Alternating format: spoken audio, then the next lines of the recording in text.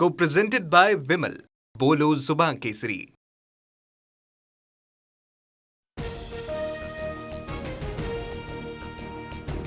शरद पवारांची राष्ट्रवादी एनडीए सोबत जाणार असल्याच्या चर्चेदरम्यान पवारांची उपमुख्यमंत्री शिंदेंच्या दालनात भेट. शिंदेंसोबतच्या भेटीनंतर त्यांच्याच दालनात आमदारांसोबत बैठक. रोहित पवार मात्र या बैठकीला गैरहजर. तर मला शिव्या द्या पण महाराष्ट्राला बदनाम करू नका. ज्यांना कुत्र विचारत नाही ते मला शिव्या देत आहेत. अशा भाडोत्रींना सोडणार नाही.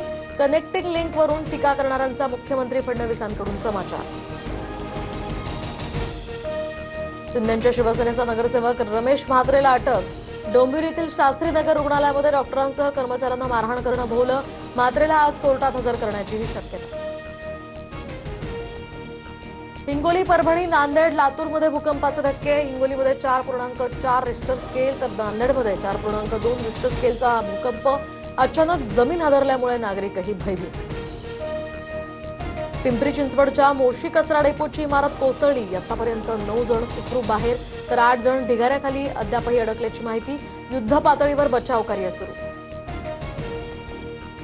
सातारा आणि पुण्याला आज पावसाचा ऑरेंज अलर्ट. साताऱ्यातील काही तालुक्यांमध्ये आज सुट्टी जाहीर. मुसळधार पावसामुळे कराड, जावळी, वाईतील शाळांना सुट्टी. विरारकडे जाणारी लोकल सेवा आता पूर्ववत. नालासोपारा स्टेशन परिसर अद्यापही पाण्याखाली. गेल्या 5 दिवसांपासून वसई विरारमधील परिसर जलमय. तर मुंढवा जमीन गैरव्यवहार प्रकरणामध्ये रजिस्ट्री रद्द करण्याचे आदेश. मालमत्तेमध्ये स्वारस्य नाही. अमेडिया कंपनीच्या कबुलीनंतर पुणे सत्र न्यायालयाचा हा मोठा निर्णय.